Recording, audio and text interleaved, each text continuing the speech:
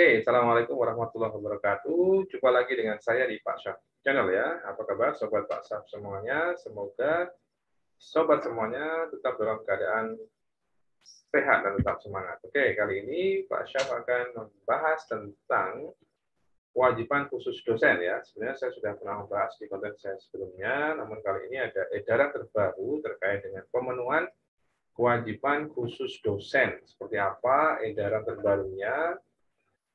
Yuk kita nonton video ini. Tapi jangan lupa, sebelumnya jangan lupa like, comment, share, dan subscribe Pak Saf channel ya, sebanyak-banyaknya. Oke, langsung saja kita lihat di edaran dari ini ya, edaran dari Kemendikbud tentang pemenuhan kewajiban khusus dosen pada POPKD 2021. Nah, ini adalah poin pertama. Pelaporan kewajiban khusus bagi dosen untuk semua jenjang jabatan fungsional tidak dinilai dengan satuan SKS, namun dengan jumlah banyaknya karya intelektual. Dosen harus melaporkan kewajiban khususnya dalam kurun waktu 3 tahun sesuai dengan tabel 1 dan tabel 2 di POBKD ya. Kalau saya lihat di sini itu ini ya. Tabel 1 itu adalah kewajiban khusus dosen dalam 3 tahun untuk lektor kepala dan profesor. Kewajibannya apa? Untuk lektor kepala itu paling sedikit 3 karya ilmiah yang diterbitkan dalam jurnal nasional terakreditasi. Nah, di sini kan indikatornya bukan SKS, tapi jumlah 3 karya ilmiah. Keterangannya apa? Salah satunya sebagai penulis utama, penulis pertama atau penulis korespondensi. Yang poin B, masih lektor kepala ini ya, paling sedikit 1 jurnal internasional, paten atau karya, atau ya 1 karya. Jadi ini ada pilihan, bisa dapat sebagai penulis utama atau pendamping ya. Jadi ada kewajiban khususnya seperti ini ya. Jadi 3 karya ilmiah dan juga 1 jurnal internasional atau paten atau karya. Jadi monumental dan desain monumental. Jadi untuk desain di kesenian ya misalnya atau di yang lainnya ya. Nah, profesor itu adalah kewajiban khususnya adalah menulis buku ajar atau buku teks. 1 buku jumlahnya.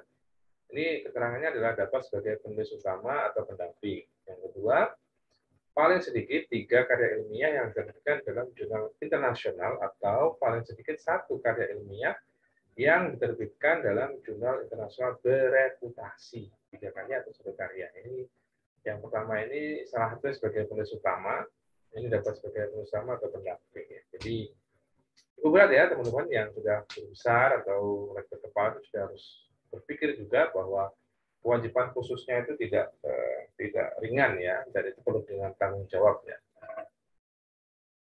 Nah ini paling sedikit 1 paten, paling sedikit 1 karya seni monumental atau desain monumental ini atau 1 karya atau 1 karya ya. Ini sebagai bersama atau pendamping ini untuk lektor kepala dan juga profesor. Nah, bagaimana dengan yang masih baru-baru, AA, sen ahli atau lektor? Nah, untuk lektor itu menulis buku ajar atau buku teks atau publikasi ilmiah. Jadi ini pilihan ya. 1 buku atau 1 karya ilmiah. Dapat sebagai pengusaha atau pendamping. Nah, lektor juga sama, menulis buku ajar, buku teks atau publikasi ilmiah, 1 buku atau 1 karya ilmiah, dapat sebagai pengusaha atau pendamping. Jadi ini adalah perbedaan antara kewajiban-kewajiban khusus yang harus dipenuhi selama 3 tahun ya, mulai dari 3 tahun itu. 3 tahun ya, lektor kepala, profesor, asisten ahli, dan juga lektor. Nah, kalau kita lihat di sini lagi, selama masa peralihan, mulai tanggal 18 Januari 2021 sampai dengan 18 Februari 2023, pemenuhan kewajiban khusus 3 tahun bagi dosen dalam sistem PKD, yaitu apabila belum memenuhi akan memiliki status PM. Setelah tanggal 18 Februari, dosen yang kewajiban khususnya tidak memenuhi akan memiliki status TM. Tidak memenuhi. Artinya apa? Artinya ya nanti PKD-nya pasti masih tidak bisa memenuhi untuk persyaratan tunjangan surplus. Nah, dosen dengan status BM dikarenakan belum memenuhi kewajiban khusus pada poin 2 di atas, jika laporan BKD dalam sistem BKD memenuhi atau dengan status memenuhi M, akan diberikan sanksi serta pembinaan oleh penuntut tinggi masing-masing pada setiap semesternya secara berjenjang, dimulai dari sanksi teguran, lisan, teguran tertulis, pemotongan tunjangan, serta penundaan tunjangan. Ini ada diberikan otoritas kepada pimpinan PT sendiri ya. Pemberian sanksi tersebut dicabut jika yang bersangkutan telah dinilai dengan kewajiban khusus memenuhi atau M. Jadi memang harus dilaporkan secara daring ya di sistem sampai statusnya M ya atau memenuhi.